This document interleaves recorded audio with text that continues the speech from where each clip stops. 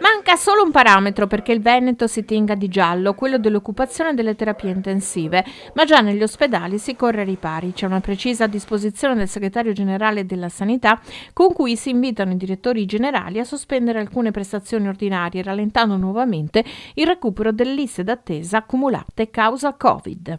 E anche a livello appunto poi di specialistica, sempre in base alla fase in cui si trovano, c'è la sospensione di quelle non urgenti e emergenti. Ricordiamoci che erano state mantenute, scusatemi, quelle quindi con priorità 24 ore 10 giorni ed erano state sospese poi quelle a 30 e 60 giorni. Stessa cosa appunto, in base alla fase in cui si trovano, le aziende modulano la stessa dinamica che abbiamo visto la volta precedente.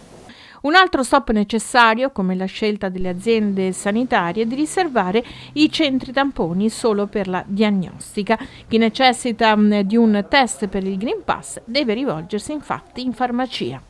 Tamponi nelle scuole per poter mantenere il protocollo che garantisce il più possibile la didattica in presenza. Anche in Veneto arrivano le squadre di sanitari dell'esercito. Stanno organizzando per delle squadre mobili su ogni USL, quindi abbiamo ragionato con 1/2 squadre mobili, che vuol dire un medico e 2 infermieri, insomma dovrebbero essere composte così, che noi pensavamo di inviare direttamente dentro le scuole, quindi noi tramite i SISP inviamo dentro le scuole, stiamo costruendo il protocollo adesso con la prevenzione e quindi proprio per avere questa modalità.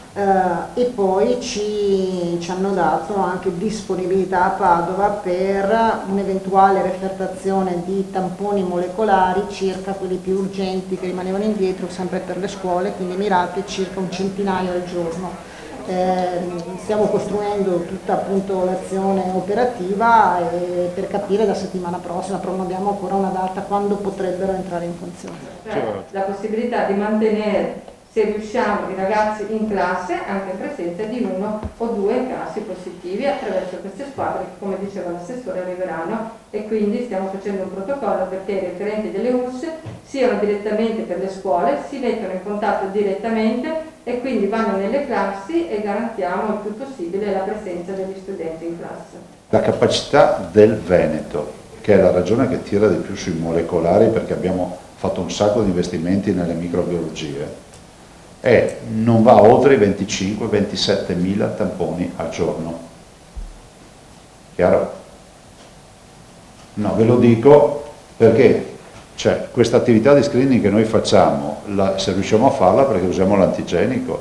Ancora non c'è una data per l'avvio delle vaccinazioni per i bimbi dai 6 agli 11 anni, ma la Regione ha siglato un protocollo con i pediatri per la somministrazione delle dosi. Sia nei propri ambulatori, oppure negli hub vaccinali con delle linee dedicate, è già successo tipo nella provincia di Treviso, quindi per la vaccinazione dai 12 ai 16 anni, e con la vaccinazione a domicilio, perché quei bambini che non possono muoversi quindi devono essere raggiunti a domicilio.